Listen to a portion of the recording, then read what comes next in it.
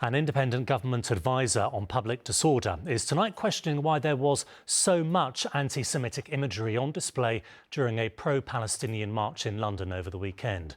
It comes as the Prime Minister considers tougher laws surrounding demonstrations to avoid a repeat of Armistice Day. And as our political correspondent Simon Harris reports, Suella Braverman now finds herself out of a job following claims she fanned the flames of far-right protests. 48 hours after the Armistice Day protests ended in violence, more than 140 people have been arrested and more arrests are likely. Police clashed with right-wing activists in the West End and with pro-Palestinian demonstrators who let off fireworks in the crowd. At Victoria Station, officers had to protect the Levelling Up Secretary Michael Gove from an angry mob. Once again, Scotland Yard released pictures of protesters it wants to question, including these two wearing Hamas headbands and a woman holding a placard saying no British politician should be a friend of Israel. These images led the government's independent advisor on political violence to question whether the march should have been allowed. Why is there so much anti-Semitic imagery, apparent glorification of terrorism, which is happening on the pro-Palestinian marches, which are not being dealt with at the time? The political fallout from the march saw Suella Braverman sacked as Home Secretary and replaced by Foreign Secretary James Cleverly. Yesterday, they were shoulder to shoulder at the Cenotaph. Her decision to brand the protest a hate march and accuse police of favouring left-wing causes didn't do her any favours in Downing Street. It's quite clear the behaviour of Suella Braverman has stoked division. In my view, led to what we saw on the morning of Saturday, which is hundreds of members of the far-right thugs attacking our police officers, spreading hatred against Muslims. Mr Cleverly must now mend fences with the Met. I intend to do this job in the way that I feel best protects the British people and our interests. Ministers said they were considering new laws to crack down on demonstrations, including tougher rules about flares and fireworks and making it easier to ban some marches. If they're saying we can't protest because they don't like our message, there is something dreadfully wrong with a government that is planning to do that. So I would say to Rishi Sunak, OK, you've got rid of Suella Braverman, don't keep her policies, which are all about bans and prescriptions of marches. We are going to keep marching. Before the march, the Prime Minister said he would hold London's Police Commissioner Sir Mark Rowley accountable. But it appears the Home Secretary has taken the hit. Simon, you said James Cleverly will need to mend fences with the Met. How does he go about doing that? Well, he's an interesting and surprising choice. It's quite unusual for a Foreign Secretary to move to the Home Office. Might be seen as a demotion, but Mr Sunak clearly needed to create a space for his new Foreign Secretary, David Cameron. Now, James Cleverly isn't a London MP, but he is a Londoner. After serving in the army, he cut his political teeth as a Conservative member of the London Assembly when Boris Johnson was Mayor of London. So he has some idea of the workings of the Metropolitan Police. Well, tonight, Sadiq Khan told us that he is looking forward to working with the new Home Secretary and supporting the police. He's been very critical of Suella Braverman, so something of an olive branch there. It'll be interesting to see what Mr Cleverly has to say about the next pro-Palestine march planned for Wednesday. OK, we'll soon find out, I'm sure. Thank you very much, Simon. Good evening. The pain of the expanded ULEZ has taken an unexpected and quite literal turn. In Biggin Hill, anti-ULEZ protesters regularly meet to challenge mobile camera vans capturing drivers entering the zone. On Sunday, though, they got too close, leading to a collision. Transport for London say they are investigating, but that nobody was seriously injured. But one protester caught up in the chaos told our political correspondent Simon Harris she's expecting to be in pain for weeks. Hey, whoa, what are you doing? Stop! This was the moment an anti-ULEZ protest turned nasty. Police! Quick, call an ambulance. Heather Watts ended up on the ground after an encounter with a car driven by a security team protecting a mobile ULEZ camera van. You all right? No, I hurt my leg. 2 days on, Heather is on crutches and still shaken by what happened. They knocked me in my legs, which then pushed me onto the bonnet, and then I was sort of hobbling to try and get away. I thought I was going to go under the car, to be perfectly honest with you. And with that, they just went.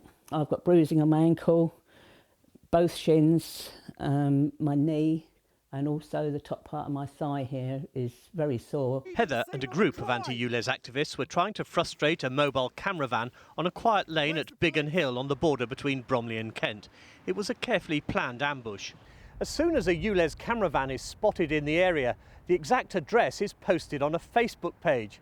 That's the cue for local people to come out with placards to hold in front of the lens.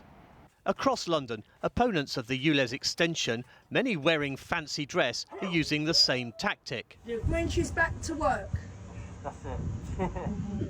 Their aim is to block the camera's view so it can't read number plates, and they believe they're not breaking the law. Eat that camera! Claire was with Heather on Sunday. She chased after the TfL vehicles in her car and got in front of them at a roundabout. Basically stood in front of the van and said, whilst on the phone to the police the whole time, saying, I'm on the phone to the police, you are not leaving because you have just run someone over, and the van was still continuing to try and move with me in front of the van.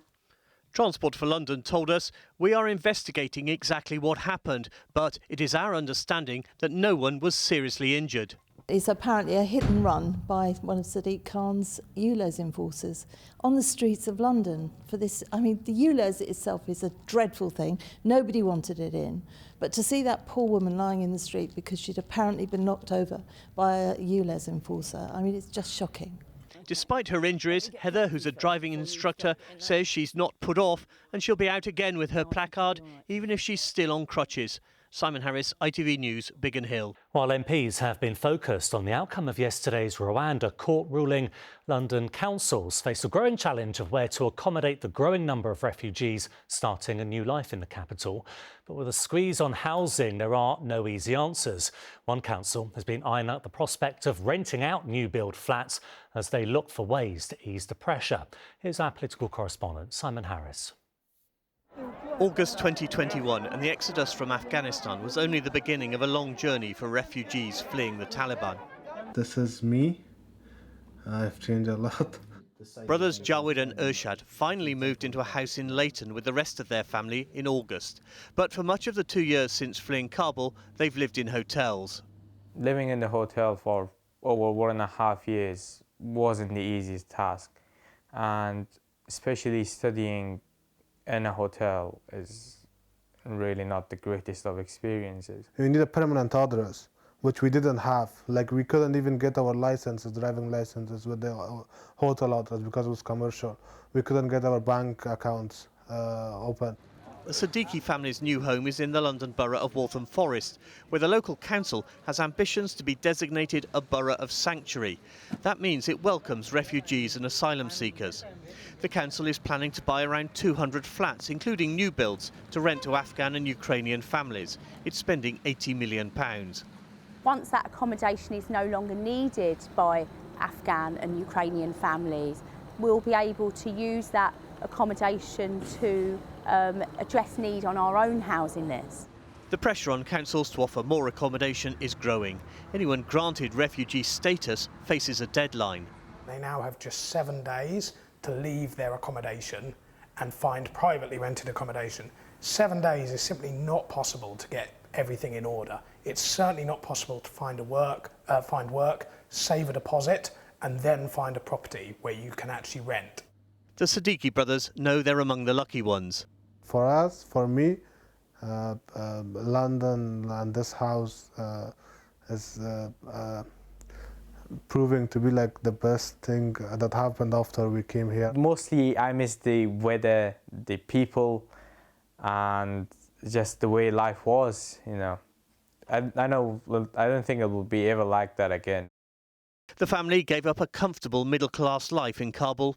It wasn't out of choice. The question of where asylum seekers and refugees should be housed is one of the topics we'll be discussing on this month's edition of The Late Debate. In Waltham Forest alone, 600 people forced out of Home Office accommodation presented themselves to the council as homeless. We'll also reflect on the Labour rebellion over Gaza as 15 London Labour MPs defy their leader and vote for a ceasefire. That's The Late Debate here on ITV1 after news at 10.